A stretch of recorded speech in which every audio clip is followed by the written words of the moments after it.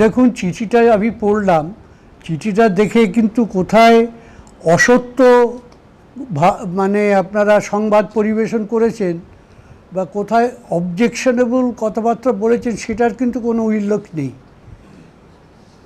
সেখানে চিঠিতে বলা হয়েছে আপনারা যেটা করেছেন সেটা যেন আর না করেন, এবং যদি ভবিষ্যতে করেন তাহলে পুলিশি হুমকি দেওয়া হয়েছে।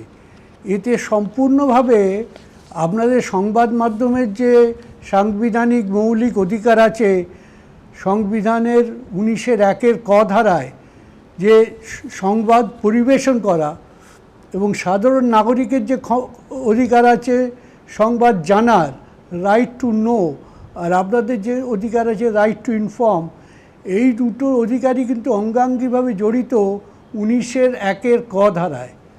এবং এই যে অধিকার, এটাকে ক্ষুণ্ণ করতে গেলে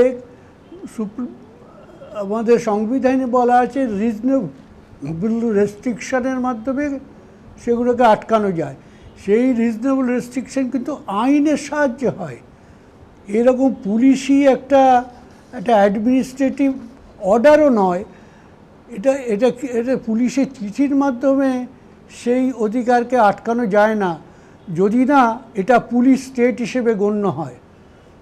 এই চিঠিটা পড়লে যে কোনো লোক বলবে যে পশ্চিমবঙ্গ আর গণতান্ত্রিক রাজ্য নয়, এটা একটু পুলিশি স্টেট হিসেবে পরিণত হয়েছে।